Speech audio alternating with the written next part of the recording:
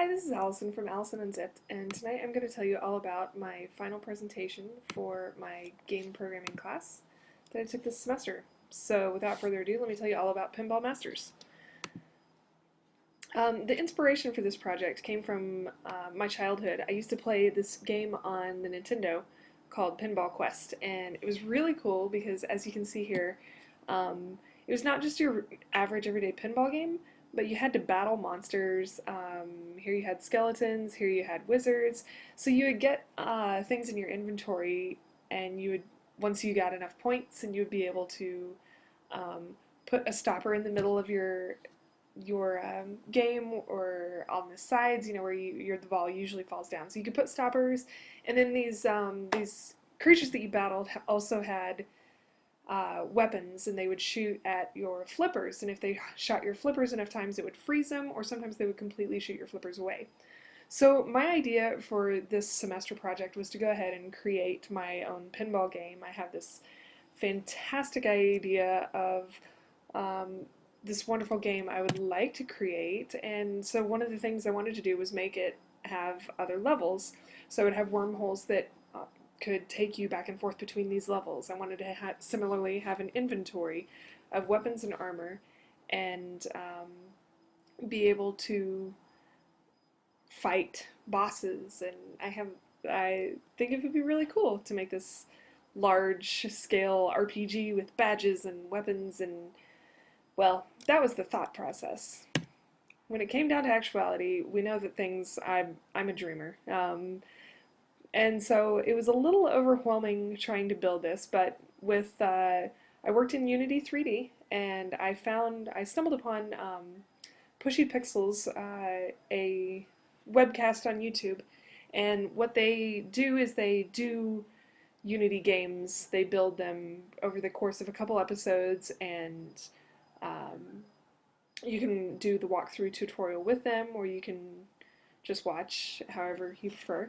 And so I looked at Pushy Pixels, and they happened to have a pinball tutorial. Unfortunately, in the class we're using JavaScript, whereas these guys were using C#. So that took me quite a bit of work sometimes to figure out, because generally speaking the syntax is the same, but there are areas in which simply the change of a capital will affect your entire script. So I had to work. Most of the changes though were in variable declaration, and that's a fairly simple change to enact.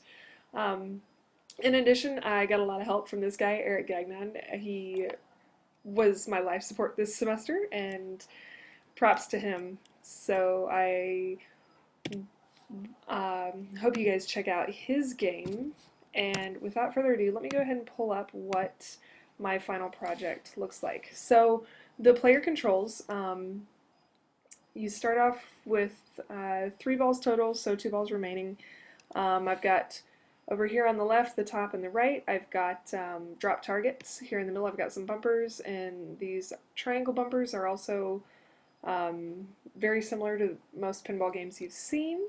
So you just click your mouse to start, and then D and K operate your left and right flippers. The targets, both the bumpers and the drop targets, are each worth 100 points. And if you are able to drop all 3 targets in any one section, we'll see if we get to do that, then you get 5,000 points, I believe, for the whole section. So it's rather nice to be able to drop all the targets. So there's one ball. Here goes the second ball. And there went a drop target. You can see the score just went up by 5,000. What? And I think it would be good to add some, to eventually add some bounce on the walls. That would be nice, and obviously graphics would be way better. There are a few physics things that could be done to improve the game. I'm going to go ahead and let this slip down and go ahead and let one more ball go through. So this should be the last ball, that's why it says I have 0 remaining. Unfortunately, my last ball does not end my game, so that's another shortfall that I have in the game right now.